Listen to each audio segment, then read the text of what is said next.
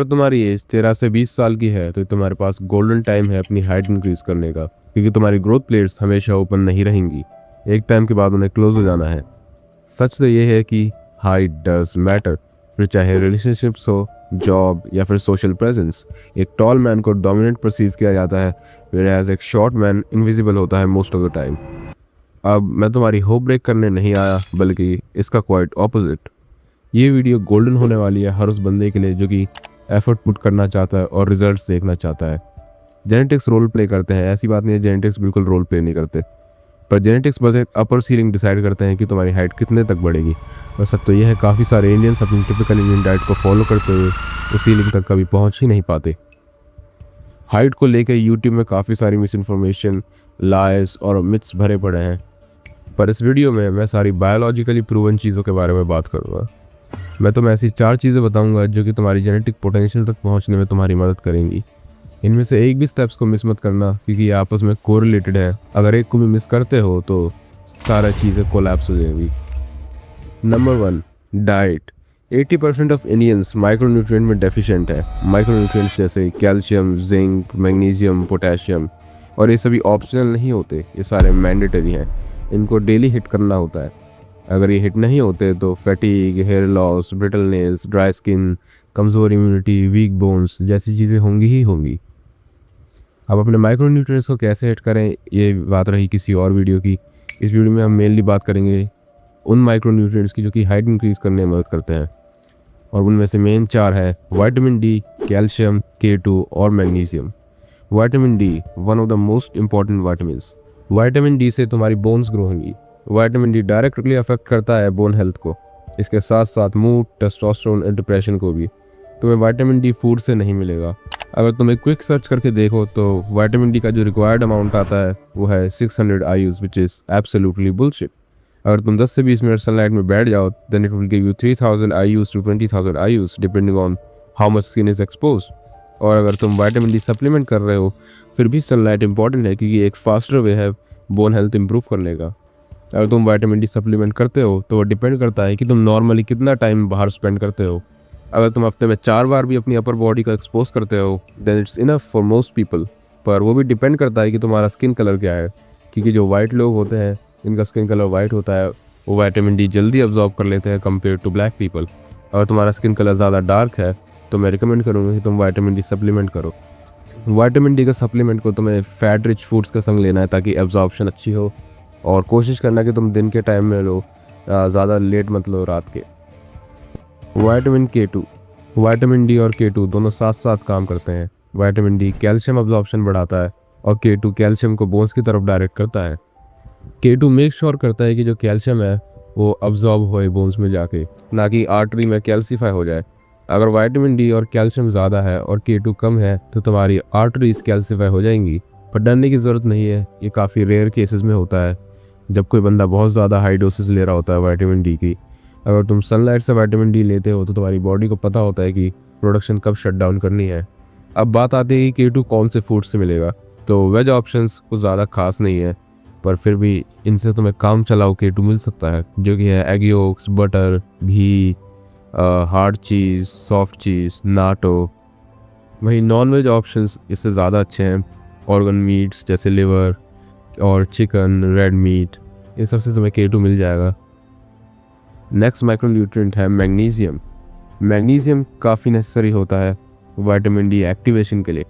बिना मैग्नीशियम के vitamin D supplement inactive रहता है, और अगर विटामिन डी की हाई डोसेस ले रहे हो तो बॉडी से मैग्नीशियम भी ख़त्म हो सकता है। इन सब के साथ साथ जो मैग्नीशियम है वो स्लीप में भी एड करता है, जो कि फर्दर इम्प्रूव करती है तुम्हारी हाइट ग्रोथ के चांसेस को। मैग्नीशियम तुम्हें leafy green veggies, nuts, seeds, whole grains, इन सब से मिल जाएगा। अब बोन्स की बात हो और कैल्शियम ना, ऐसा हो ही नहीं सकता। सबको पता होता है कि कैल्शियम से हड्डियाँ मजबूत होती हैं, तो कैल्शियम मिलेगा किन चीज़ों से? डेयरी, लीफी ग्रीन्स और बोन वाली फ़िश। सबसे इजी ऑप्शन डेयरी है कैल्शियम का। ओवरऑल तुम्हें एक हेल्दी डाइट फॉलो करनी है जिसमें प्रोटीन, फैट्स और कार्ब्स सही मात्रा में हो। इसके साथ साथ तुम्हें बहुत सारे फ्रूट्स भी खाने हैं, जिसका रीज़न मैं आगे बताऊँगा। उससे पहले अगली चीज़ जो कि है एक्सरसाइज। एक्सरसाइज को मैं 2 चीज़ों में बांटूंगा, 2 पार्ट्स में बांटूंगा। पहला कार्डियो और दूसरा वेट लिफ्टिंग। कार्डियो में जो सबसे बेस्ट चीज़ तुम कर सकते हो हाइट इंक्रीज करने के लिए, वो है स्प्रिंटिंग। स्प्रिंटिंग एक ऐसी एक्सरसाइज है जिसका रिटर्न ऑन इन्वेस्टमेंट बहुत ज़्यादा है।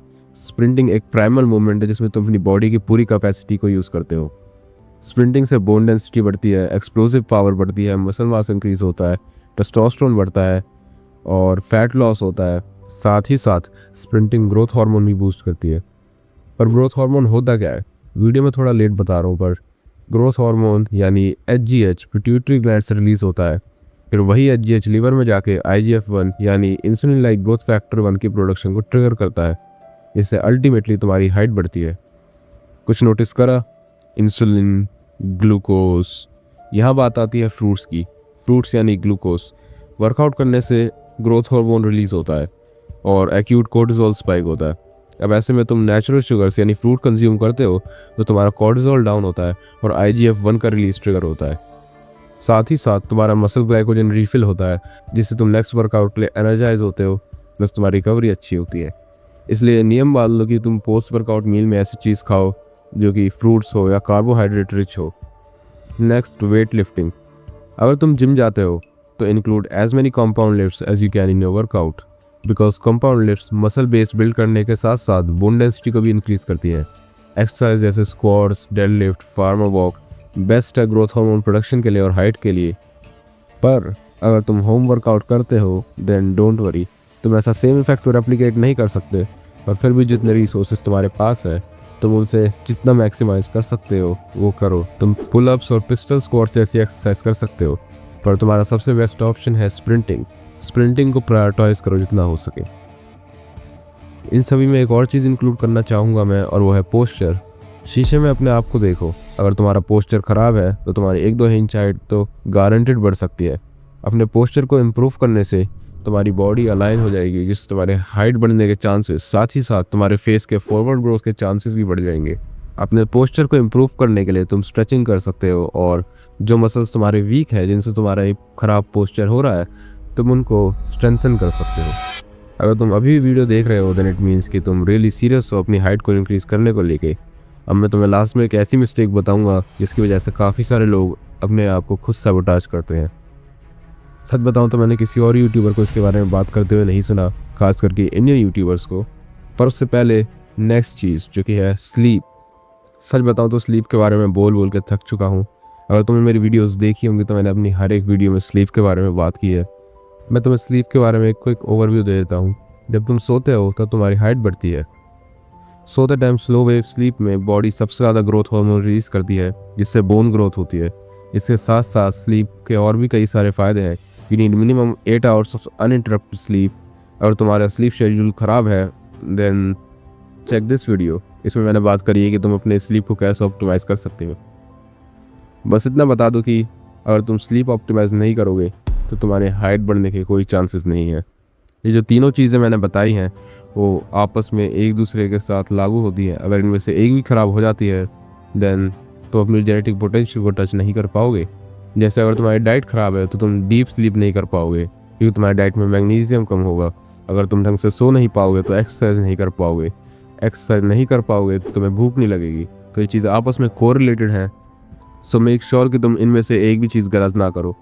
इससे तुम्हारे हाइट इंक्रीज़ होने के चांसेस मैक्सिमाइज हो जाते हैं। अब जिस चीज़ का तुम सभी को इंतज़ार था, वो मिस्टेक जिसे तुम्हें अवॉइड करनी है वो है हाई बॉडी फैट परसेंटेज।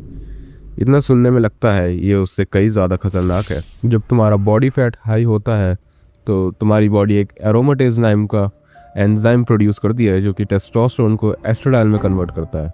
कभी सोचा है कि लड़कियों की हाइट कंपैरेटिवली इतनी छोटी क्यों होती है लड़कों से? इसी एस्ट्राडायल की वजह से होती है। ये एक हार्मोन है जो कि ग्रोथ प्लेट्स को जल्दी क्लोज कर देता है। बेसिकली अगर तुम्हारा बॉडी फैट हाई है तो तुम्हारी ग्रोथ प्लेट्स जल्दी क्लोज हो जाएंगी। अगर तुम फैट हो तो तुम्हारा पहला फोकस होना चाहिए फैट लॉस पे, और अगर तुम स्किनी फैट हो तो तुम्हारा फोकस होना चाहिए मसल बिल्ड करने पे। पतले होने के बाद तुम लंबे भी लगोगे क्योंकि तुम्हारी स्पाइन से एक्स्ट्रा लोड हट जाएगा। ये एक बहुत ही क्रिटिकल स्टेप है जो कि मेक और ब्रेक कर सकता है तुम्हारी हाइट पोटेंशियल को। इस वीडियो में जितना हो सकता था मैंने उतनी ज़्यादा इन्फॉर्मेशन देने की कोशिश करी है।